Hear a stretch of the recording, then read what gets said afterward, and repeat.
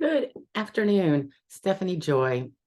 A quick little share, mostly to patients in general, not so much my own clients because they are already kind of in the know about this or it's being handled for them. But in any event, so you know how most people consider HIPAA to be the big law that protects our privacy with our medical information, personal health information, etc. Well, it's actually so much greater than that.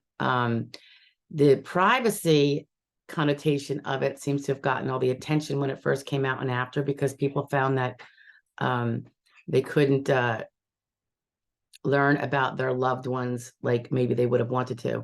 It was particularly troublesome when loved ones would be dying in a hospital and no one could see them because it was a secret, is the way people interpreted it. Because hospitals and then medical providers were being very careful, because if they do somehow flub it and they're held accountable, that the sanctions would be very high if the Office of Civil Rights chose to use them as an example. Obviously, it's been not applied evenly across the board, but that's a whole nother issue. Okay, so what is it I'm talking about? I'm talking about access. The HIPAA privacy section also has it within it itself, the right to access. That is a patient's right to access. That would be either themselves or to have their record sent to someone else of their choice. Some of my clients, and this is how I learned of this, were under the impression that, you have to really kiss butt to your provider and hope they give you the records when you ask for them. No. They have to provide them as long as they get a form that has the basic necessary information. And if it's to a third party, there are some additional requirements as opposed to if the patient's asking for it for himself. But in any event, so the access rule within the privacy rule is, this is at 45 Code of Federal Regulations, section 164.524. And there was an area in here I just wanted to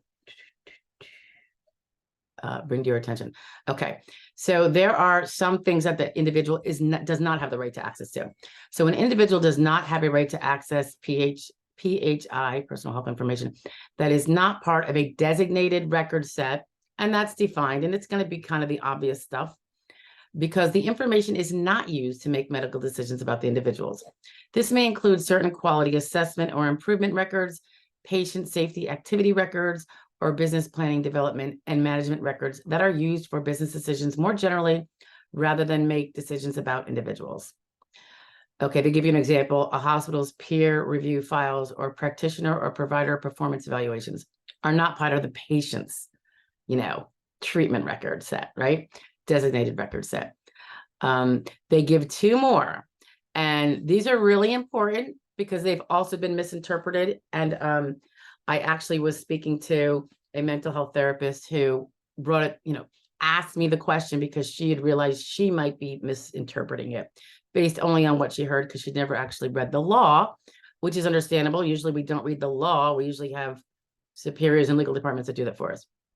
Anyway, and the reason I bring that up is because the exclusion from what we just talked about is psychotherapy notes from mental health providers. And the confusion there for the mental health providers has often been, definitely not across the board, but I see it weekly with somebody.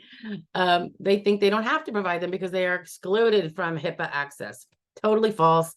What is excluded is psychotherapy notes. I have a different video. I'll try to link it.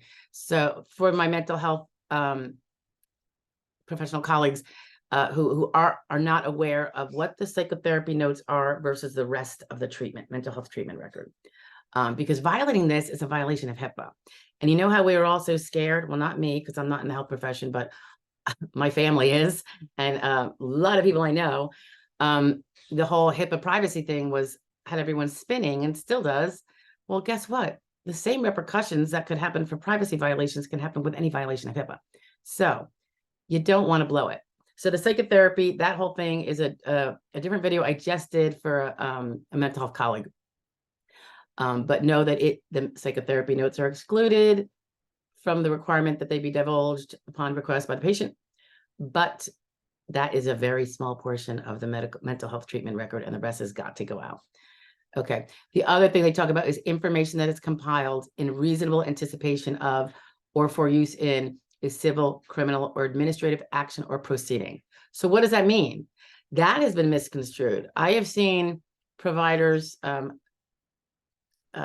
particularly a smaller organization or solo practitioner, under the impression that they don't have to give out the records to, say, a person who is seeking Social Security disability because they're disabled, because they seem to confuse that with this.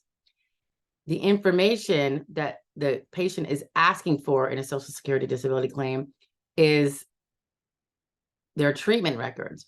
It's not information that they went to the doctor and said, hey, give me an evaluation and give me a 10-page report in anticipation of some litigation, even if it was Social Security, or a personal injury case or a divorce case or whatever. That's different. If the document is created for the purpose, meaning the information in it, the reporting, for the purpose of litigation, that would not be part of their treatment record set.